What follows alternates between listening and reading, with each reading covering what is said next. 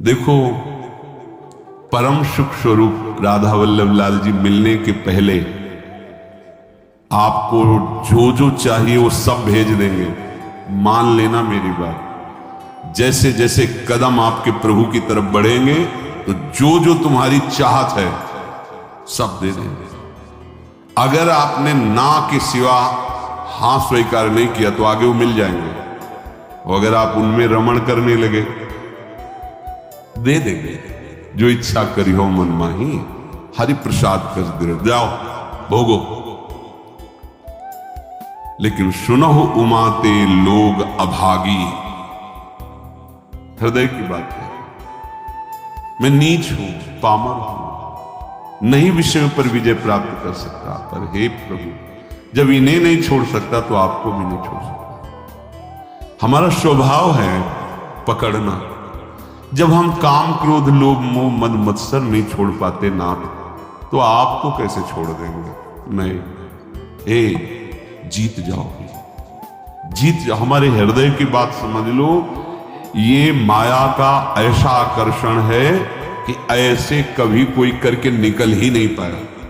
मुझ में ताव दे के कोई नहीं निकल पाया। शिव विरंचिका मोहई को है बपुरा आन। बपुरा माने बेचारा, बेचारा और कौन ऐसा है? इन बड़े बड़े महापुरुषों की भी आंखों में, ज्ञान दृष्टि संपन्न नेत्रों में भी भ्रम पैदा कर दे, उसका नाम माया। गरुड़ महाज्ञानी गुरु राशि, देवर्षि भगवान के अवतार। बस समझो, हमारी एक बात पकड़ लेना। ये प्रभु जब हम गंदगी नहीं छोड़ पा रहे, हमारा स्वभाव है, देखो ना, हम नहीं छोड़ पा रहे, तो नाथ बड़ी गुरु कृपा से आपका नाम आप पकड़ में आए हो। तो हम ये नहीं कह रहे कि हम गंदगी छोड़ के आपको पकड़ लेंगे। हम गंदगी नहीं छोड़ पा रहे तो आपको भी नहीं छोड़ पाएंगे। जीत जाओगे। हमारी बात मान लेना, प्रार्थना मान लेना, इस बात की अकाट्य समझ लेना। जन अवगुण प्रभु मान न काऊ, दीन बंधु अति मृदुल। हमसे गलती क्या हो जाती है? हमारी मन भावती भोग वृत्ति को जहां भोग मिले तो हम इनको छोड़ देते हैं और उसको पकड़ लेते हैं और इनसे विमुख हो जाते हैं। ये बहुत बुरा हो गया। सुनो उमाते लोग अभागी, हरिता जी शब्द देखो, हरिता जी होई विषय अनुराग। ये शरीरधारी कितने दिन जीवित रहेंगे? इनको अपना पति माने, प्रीतम माने, अपना जीवन सर्वस्व माने, कितने दिन रहेंगे? छूटेगा ना। तो इनके अंदर जो बैठा हुआ मेरा प्रीतम है, उससे प्यार करो। सब में वही विराजमान। भावना कर लो। जब हम किसी धातु पर, किसी पाषाण आदि के विग्रह पर, किसी छवि पर भाव करके भगवान प्राप्त कर लेते हैं, तो चलते फिरते इन मूर्तियों पर भगवान को क्यों नहीं हम प्राप्त कर सकते? पर हमारा भगवत भाव हट जाता है और विषय सेवन से व्यक्तित्व भाव आ जाता है। स्त्री, पुरुष, जड़, चैतन्य, यही घाटा हो जाता है। हमारी बात मान लेना। ये बहुत सहज और सरल बात है।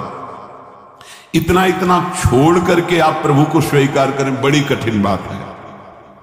और ये हम कोई मनमानी नहीं कह रहे हैं।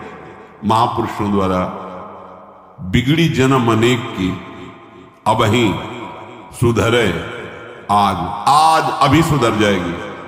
तो आज अभी क्या छोड़ देंगे भाई?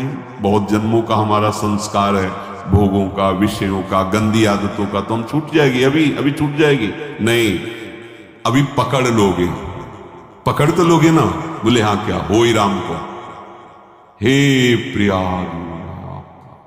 ये तो पक्का है आपके लायक ना भी हूं, न कभी था, न कभी हो पाऊंगा। अपनी तरफ से पक्की बात है। चाहे जितनी कोई डींग हाके, अपने लोग पूरा जीवन इसी मार्ग पे उनकी कृपा से चले, उस अनुभव से कह रहे हैं। चाहे जितनी डींग हाको, अभी बुद्धि परमात्मानंद में है, थोड़ी देर में विषय आनंद में पहुंच जाती, इसका पता ही नहीं लगता।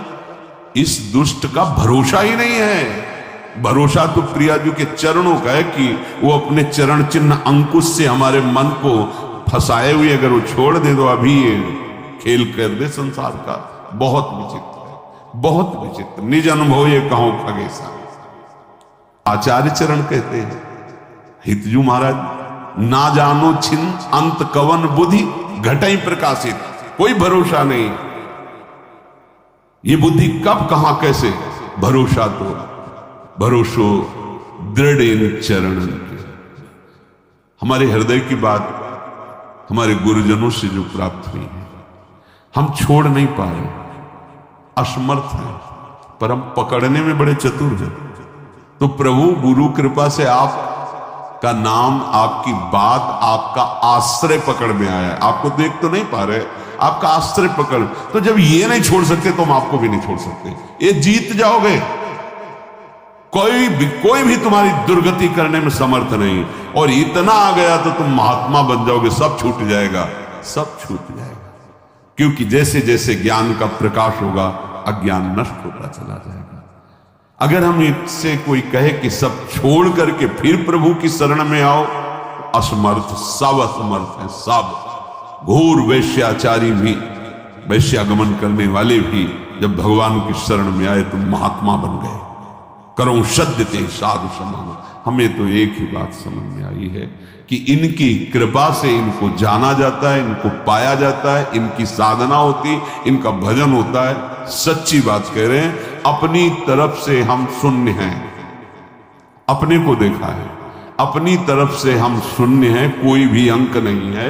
कोई अंक है तो आपकी कृपा का है, अन्यथा नहीं है। ये निष्ठाएं इन्हीं की कृपा से जागृत होती है। जब दिखाई देता है अब कोई सहारा नहीं, तो ये बेईमान मन फिर भागता है प्रियादि के चरणों की तरफ कि अब कोई रास्ता ले, अब तो पकड़ ले, अब तो पकड़ ले। जब कोई तेरा ले तो पकड़ ले, ये कृपा होती है।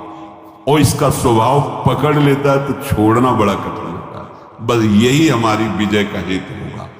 अगर हम सत्संग के द्वारा भगवत नाम, भगवत धाम, भगवत चरण सेवा की निष्ठा पकड़ लें, काम हो जाएगा। बिल्कुल सरल मार्ग है, हम नहीं छोड़ पा रहे तो हम पकड़ने वाले स्वभाव वाले तो हम पकड़ लेते हैं। आपको कैसे छोड़ेंगे जब गंदी बातें नहीं छोड़ पा रहे, तो आपको कैसे छोड़ें। पर इसकी चाल माया की है, वो आपको आकर्षित करके प्रभु को छुड़वा देगी, छुड़वा देती है। बस यहां नहीं कोई हमें बीच में कमजोरी रखनी। हम नीच हैं, पामर हैं, पर आपके हैं, इस पर कभी संशय नहीं हो सकता। हम ये नहीं कहते कि आपके लायक हैं, पर प्रभु नालायक हैं पर आपके हैं, बस इसमें संशय। ये बात नहीं हो सकती कि आप हमें छोड़ो और ये ले लो। नहीं, हम इसे नहीं छोड़ पा रहे पर आपको घसीटेंगे अपने साथ। अब आपके गले पड़ गए, अब आपके गले पड़ गए। अब ये पट्टा आपके नाम का है। अब आप देख लो किसको रोकना है, किसको हटाना है, वो आप जानो नाथ। अब आपको नहीं छोड़ सकता। छूत दृढ़ वादास त्वसैहास तदपि नहीं पदम यामि वृंदाटवी। अब हम एक कदम भी धाम को नहीं छोड़ सकते, चाहे जैसी परिस्थिति। ऐसे ही हम निरंतर नहीं जप पा रहे, पर कोशिश करेंगे कि नाम हमसे न छूटे। हम प्रभु के ध्यान में नहीं, पर हमारे चित्त में बात बैठ गई कि शरणागत वात्सल्य समुद्र प्रभु, मुझे आपका भरोसा है, आपका सहारा है। ये अंदर की बात कह रहा हूं, ये आपको महात्मा बना देगी। अपने मन की बात जो प्रभु की बात से मिले वही प्रमाणित मानी जाती है। भगवान कह रहे हैं अपिचेत सुदुराचारो भजते माम अनन्य भाग। अनन्य भाग भजन का मतलब वो निरंतर भजन नहीं कर रहा, उसने भाव कर लिया है कि अब मुझ जैसे दुराचारी पापी का एक ही भरोसा है, केवल भगवान। ये अंदर की बात समझ जाओ। इसको कहीं इसकी व्याख्या सुनने की कोशिश मत करना, क्योंकि जैसी स्थिति होती वैसी व्याख्या होती है। भगवान के वाक्यों का सर्वस्वरूप है। आप जिधर से देखोगे वो आपको अपने अनुकूल दिखाई देने लगेंगे। एक बात आंतरिक जो हमारे हृदय में गुरु कृपा से समझ में आई है कि हम जैसे भी हैं, देखो भगवान के वचनों से प्रमाणित है, इससे बड़ी कोई बात नहीं होगी। जो नर होए चराचर द्रोही, आवे सभय शरण तक मोही। चराचर का द्रोही है, पर वो भयभीत हो गया कि अब मेरा कोई सहारा नहीं है, प्रभु के सिवा मुझे कोई नहीं बचा सकता, मैं इतने पाप किए हूं। भगवान कह रहे, उसके लिए कह रहे हैं। जो शब्द है तज छल कपट मोह मद माना, करो सद्य ते साधु समाना। इसका अर्थ ऐसे लिया जा सकता है कि वो छल कपट मोह मद मान का त्याग कर हमारी शरण में आवे तो हम उसे साधु बना देंगे शब्दावली से, लेकिन भाव में ऐसा नहीं है। फिर महाराज साधु क्या बनाएंगे, वो तो साधु हो गया। जो छल कपट मद मान इन सब का त्याग करके आपकी शरण में आया है तो आप साधु क्या बनाएंगे, तो साधु है ही, इसी को तो साधु कहते हैं। तो यहां भाव ये है कि तज, मैं त्याग कराऊंगा उसके छल कपट मद मान का त्याग कराकर करो सद्य, जो करो शब्द है वहां यहां से लागू होगा पूरी चौपाई में। तज छल कपट मोह मद माना, करो सद्य ते साधु समाना। उसको सब त्याग, क्योंकि उसे ही त्यागना है ना, तो मैं उसे सामर्थ्य देता हूं, वो छल कपट मोह मद मान का त्याग कर देता है और मैं उसे साधु स्वरूप। और भगवान गीता जी में इसी श्लोक में कहा अपिचित कि उसे मानो वो साधु हो गया क्योंकि मेरी शरण में आ गया है, अब मैं संभालूंगा। भगवान का आश्रय लेकर भरोसो दृढ़ चरण, दृढ़ता पूर्वक। ये दृढ़ता तुम्हारी फिसलाने के लिए बहुत से ऐसे माया जाल फेंकेगी, तुम्हारी अश्रद्धा हो जाए, तुम्हारा प्रश्न जोरदार हृदय में प्रयोग, तुम्हारी प्रिय जगह में जहां ममता है आसक्ति वहां प्रहार करेगी माया। फिर हे भगवान नहीं नहीं, आपका था आपका है आपका रहेगा प्रभु, आप नहीं, आप धोखा नहीं, आपके सिवा। ये बड़े बड़े भक्तों के जीवन में देखो ना, उसी पुत्र के ब्याह के हुए ठाकुर जी जा, वही पुत्र जो अंतर ध्यान करताल उठा के नाच रहे नरसी में, हे गोविंद तेरा सब मंगलमय, अच्छा अब निरंतर और चिंतन आपका बढ़ेगा। पर ये निष्ठावान ही कर सकता, नहीं तो नहीं। ये क्या रात दिन भजन करते हैं पुत्र वो भी राधे राधे। श्रीवास जी के हर महाभागवत के पुत्र, ये आने जाने वाला देश है, टिकाऊ नहीं है, ये परिवर्तनशील नाशवान शरीर है, अविनाशी नहीं है। यहां जितना खेल है बस होश में खेल लो, इस खेल से मुक्त हो जाओ। यही होश है कि और को छोड़ पाओ ना छोड़ पाओ, इनको मत छोड़ना, इनको पकड़ लो, जीवन कृतार्थ हो जाए। चलते हैं महाभागवत पांडवों के पावन चरित्र में प्रसंग चल रहा है।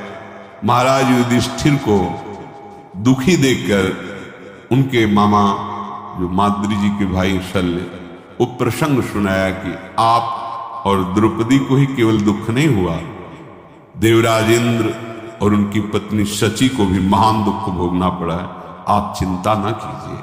तो उन्होंने पूछा क्या दुख भोगना पड़ा, वो तो त्रिभुवन पति है।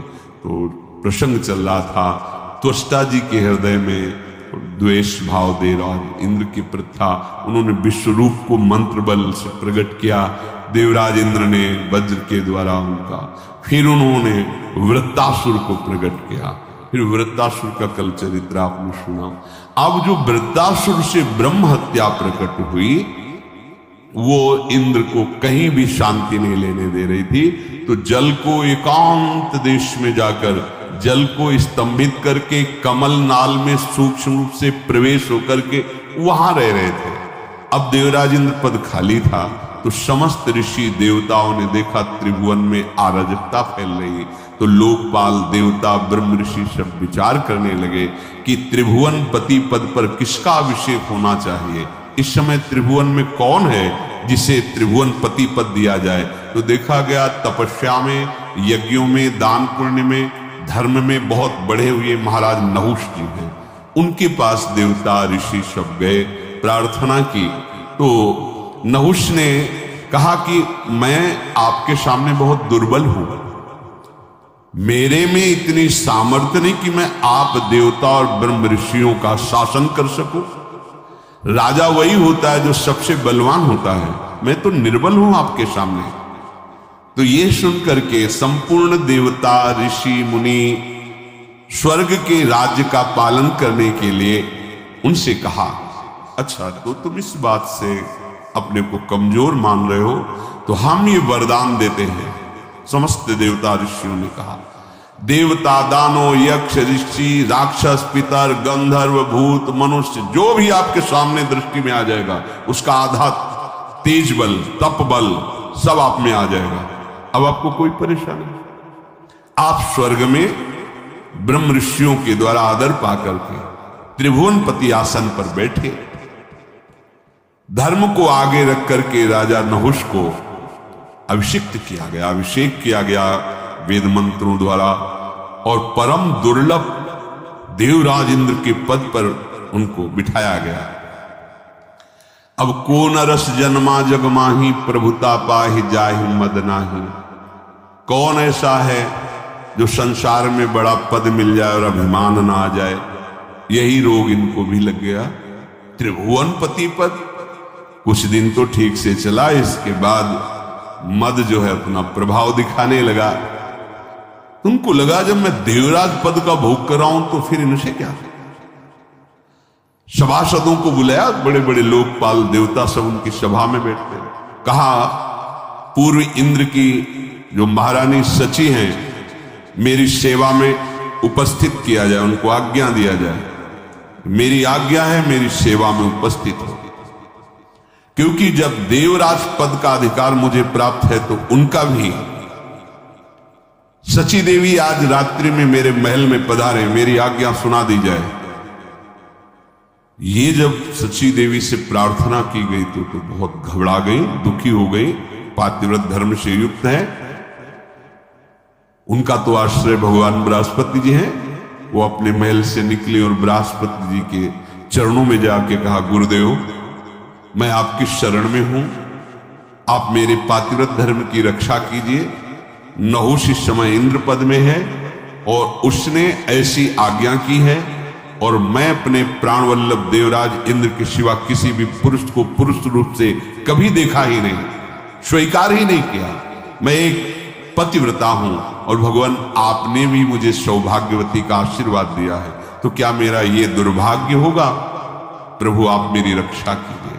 आपकी वाणी परम सत्य होती है। हे देवगुरु, आपने आज तक जो बोला कभी मिथ्या नहीं गया। आपका पूर्वोक्त वचन की सौभाग्यवती हो, वो मेरा सुरक्षित रहना चाहिए। बृहस्पति जी बहुत विचार मग्न हो गए कि इस समय उसके सामने जो जाएगा तो उसकी सारी सामर्थ्य से आधा बल उसे प्राप्त हो जाएगा। ठीक है, मैं विचार करता हूं, तुम नहुष से डरो मत, थोड़े दिनों में ही ये नष्ट हो जाएगा। जिसकी परिस्त्री गमन की वृत्ति है वो नष्ट हो जाएगा, उसे नष्ट करना नहीं पड़ता, वो अपने कर्म से ही नष्ट हो जाता है। सची देवी कि अब समय तो बहुत थोड़ा है, कभी फिर वो आदेश कर सकता है। वो रात्रि देवी की उपासना की। रात्रि देवी उपश्रुति नाम से प्रकट हुई। सची जी ने कहा, जाइंद्र पुनः छुप गए, मुझे ले चलो, मैं स्वयं उनसे बात करूंगी। उपश्रुति देवी, ये सब खाली नहीं कि दिन रात, ये सब साक्षात हैं, ये भगवत स्वरूप है। इसीलिए किसी के पाप और पुण्य का हिसाब वहां करने के लिए वकील की जरूरत नहीं होती। जिस समय तो समय उपस्थित है, रात है या दिन वो उपस्थित है, जिस दिशा में वो उपस्थित है। तुम्हारा मन स्वयं आत्मस्वरूप से प्रभु, सब वहां किसी की सलाह की जरूरत नहीं, जो कर्म उसका उसी क्षण हिसाब। उपश्रुति देवी ध्यान में देखा कि इंद्र कहां हैं, देखो जल को स्तंभित करते हुए कमल नाल के अंदर छुपे बैठे हैं। उपश्रुति देवी को वहां उपस्थित देखकर इंद्र प्रसन्न हुए। अब आप आ गई तो कोई न कोई उपाय तो बताएंगे। उन्होंने कहा, इंद्रदेव तुम्हारा कल्याण हो, इंद्राणी का दुख देख करके मैं आई हुई हूं। तुम सब पर्वत वन पृथ्वी स्वर्गलोक सबका त्याग कर यहां जल में हो, और यहां इंद्राणी की क्या दशा हो रही तुम्हें पता है, बड़ा दुख भोग रही है। तुम कमलनाल में सुरक्षित हो, पर आपको इंद्राणी को सुरक्षित करना चाहिए। देवराज इंद्र ने कहा कि इस समय मैं असमर्थ हूं। नहुष बहुत बड़ा बलवान है और कुचेष्टा पर उतारू है। तीनों लोगों में कोई ऐसा नहीं कि उसे सुधार सके। मैं इसमें क्या कर सकता हूं? वो पापपूर्ण विचार रख रहा है। उनका अपने आप को आप प्रकाश में लाइए, अपने तेज से आप देवताओं का जो शासन पद उसे स्वीकार कीजिए। इंद्र ने कहा, देवी इस समय पराक्रम मेरे में नहीं, नहुष में है। देखो कितना बड़ा पद मिला, कितनी बड़ी कृपा मिली, चूक कैसे हो जाती है। इसीलिए जब तक भगवत आराधना में नहीं चित्त डूबता या भगवत आराधन संतों के शासन में नहीं रहता तो बड़े बड़े से चूक हो जाती है। इसीलिए चाहे शिव विरंची सम होई, गुरु बिनु भव निधि तरह न कोई। तुम्हें गुप्त रूप से एक कार्य करना, मैं उपाय बता देता हूं। अब इंद्र जी उपाय बता रहे कि तुम नहुष के पास जाना, निर्भय रहना और उससे कहना, जगतपति हो तुम, तुम्हारा पूरा अधिकार है जगत पर। मैं देख रही हूं कि इंद्र समर्थ है तो अब तुम ही इंद्र हो, तुम्हारा पूरा अधिकार। पर मैं ऐसा चाहती हूं कि आज तक जो कोई ऐसे वाहन पर न बैठा हो, ऐसे वाहन से तुम हमसे मिलने आओ। नहुष मुस्कुराया और कहा, मैं समझ नहीं पा रहा हूं तुम क्या कहना चाहती हो। बोले, दिव्य पालकियों में मिलने आते हैं, कोई अपने वाहनों पे आते हैं। मेरी इच्छा है कि तुम मेरे लिए ऐसे वाहन पर आओ जैसे आज तक कोई न बैठा हो। तो तुम केवल इशारा कर दो, वैसे ही मैं आऊंगा। इंद्राणी बोली, आप मेरे पति हो सकते हो, पर मेरी अभिलाषा के अनुसार आओ। पहले के जो इंद्र थे ना, वो मेरे से मिलने जब आते थे तो एरावत हाथी पे आते थे, कोई कोई हंस पे, कोई किसी पे। पर मेरी इच्छा है कि भगवान विष्णु तक जिस वाहन पे न बैठे हो, ऐसे वाहन पर बैठ कर आओ, क्योंकि आप तो बहुत बलवान है। प्रसन्न हो गया नहुष। बोलो तुम। बोले, आज तक ऋषियों की पालकी में बैठ के कोई नहीं चला त्रिभुवन में। ये जो शब्द ऋषि हैं, ये पालकी पे हो और आप बैठ के आए, फिर मैं आपका स्वागत करूंगी। देवराज इंद्र ने बताया था, ये ऐसा तुम करो, बस मैं आपको स्वीकार करती हूं। उसने कहा, ये कौन सी बात है, सब मेरे आदेश के अंतर्गत है। भूल गया, ये भारी अपराध करने जा रहा है। मेरे सामने कोई भी ऋषि ठहर नहीं सकता, क्योंकि उसकी आदि तपस्या बल मेरे पे आ जाता है। मैं जो आदेश करूंगा सब करेंगे। तुम जाओ अपने भवन में और मैं सप्त ऋषियों की पालकी पे आ रहा हूं। कितना बड़ा अपराध। जो जगत बंदनी महापुरुष हैं, जिन्हीं के आशीर्वाद से इंद्रासन पद पे बैठा था, बुद्धि भ्रष्ट हो गई। ये देखो, जब परिस्त्री गमन किया जाता है तो बुद्धि का निर्णय गलत हो जाता है। बुद्धि बिगड़ गई, बुद्धि का बिगड़ जाना ही नाश है। कामा संजायते क्रोधा, क्रोधा स्मृति विभ्रमा, स्मृति भ्रंशात बुद्धि नाशो, और बुद्धि नाशात प्रणश्यति। बुद्धि का नाश ही सर्वनाश कहा जाता है। देवी, मैं तो तुम्हारा दास हूं, तुम जो आज्ञा करोगी वही करूंगा। सुंदर मुख वाली सची बाहर से मुस्कुराते हुए अंदर से कि अब तेरा नाश निश्चित है, क्योंकि जिन ऋषियों का चरणामृत इंद्र को भी पावन करता है, उन ऋषियों की पालकी पे बैठते ही तेरे सारे सुकृत नष्ट हो जाएंगे। जो मां नहीं मात पिता नहीं देवा, साधुन सन करवावें सेवा, जिनके ये आचरण भवानी, ते निश्चर समझानो प्राणी। हाँ, बहुत संभल कर संत महात्माओं के पास जाना चाहिए, बहुत संभल के, दैन्यता से। सारा सुकृत नष्ट हो जाएगा। अगर आप बैठ नहीं पाते तो खड़े रहो, 1 सेकंड में नमस्कार करो, निकल जाओ। बैठने की जरूरत है, वो तुम्हारे लिए कुर्सी लाके रखेंगे, तुम हो क्या।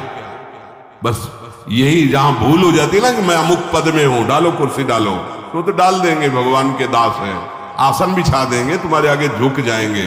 पर तुम जिनके बल पर पदाधीश बने थे, वो पुण्य तुम्हारे नष्ट हो जाएंगे, खोखले हो जाओगे। आए थे बलवान बनने के लिए, गए निर्बल होकर के। इसलिए बहुत बहुत सावधान। महाराज दुष्यंत जब कर्ण जी के आश्रम में जा रहे थे, हमने पढ़ा उसमें, नंगे पैर छत्र हटा के शीश की पाग हटाकर एक केवल अंगरक्षक, वो भी प्रधान गेट तक वहीं छोड़ दिया, अकेले दैन्य भाव से